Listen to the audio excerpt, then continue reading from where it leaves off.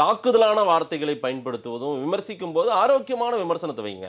பெரியார் பேசியதை குறித்து சீமான் பேசுகிறார். அவர் என்ன சொன்னாரு, என்னுடைய ஆயுதமும் என்னுடைய எதிரியும் அவர்கள் செய்கின்ற செயல்பாடு, அவர்கள் பயன்படுத்துகின்ற ஆயுதம் தான் என்னுடைய ஆயுதத்தை தீர்மானிக்கும் சொல்லும்போது எங்களுடைய விமர்சனத்தை மட்டும் நீங்க விமர்சனம் பண்றது தவறு. அவர் எப்படி பேசுறாரோ, நேற்று ஒரு பெண் நிருபர் கேட்டிருக்காங்க, பிரபாகரன் சொல்றாரு, அவருடைய அண்ணன் மகன் அப்படியார், இவருடைய பிரபாகரனுடைய அண்ணி தாய் ஸ்தானத்தை கொண்டவருக்கு எவ்வளோ பெரிய அன்பார்லிமெண்ட் வேர்டை யூஸ் பண்ணி அவன் கிடக்குறான்னு சொல்லிட்டு போறாரு. அவர் சொன்ன என்ன அன்பார்லிமெண்ட்ரி வேர்டுன்னு பிக்காளி பையன் ஒரு வார்த்தை சொல்லியிருக்காரு. இல்ல, தவறு. அது அது தவறாக மார்பிங் செய்து வேற ஒரு குரல் பதிவை வைத்து நீங்க எடிட் பண்ணதை நீங்க கேட்டிருக்கீங்க.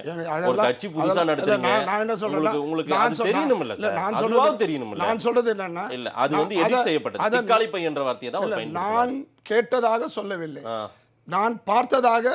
பார்க்கறதெல்லாம் உண்மை இல்ல சார், அது உங்களுடைய கருத்து. பார்க்கறதெல்லாம் உண்மை இல்ல, அதெல்லாம் உங்களுடைய கருத்து. நான் மதிக்கிறேன் திரு செங்கை பத்மநாபன், அதனால தான் உங்களை கூப்பிட்டேன். நீங்க ரொம்ப வர்றதெல்லாம் நீங்க பார்த்துட்டு இதெல்லாம் சீமான் பேசின கருத்து. இன்னைக்கு நிறைய கார்ட்ஸ் எல்லாம் போடுறாங்க. RSS இயக்கம் சுதந்திரத்துக்காக பாடுபட்டதுன்னு சீமான் சொன்னதா ஒரு கார்டை ஒன்று பரப்பிட்டு இருக்காங்க, புதிய தலைமுறை சேனல் கார்டு மாதிரி ஒண்ணு.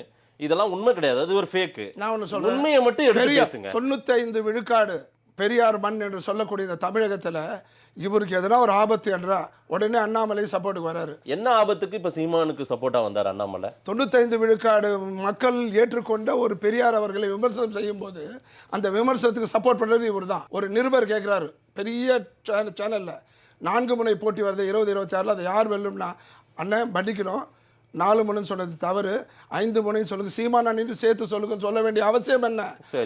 என்னுடைய எதிரியை நான் குறைத்துக் கொள்ள பார்ப்பேனா, என்னுடைய எதிரியை அதிகரித்துக் கொள்ள பார்ப்பேனா? சரி, சேனல்காரர் 4 சேனல் தான் 4 முனை போட்டின்னு சொல்றாரு. வாயை மூடிட்டு பேட்டி கொடுக்க வேண்டியதானே, திமுக தாக்கி அதிமுக தாக்கி, அதை விட்டுட்டு அண்ணனை சேர்த்துக்கோங்கன்னு சொல்ல வேண்டிய அவசியம் என்ன?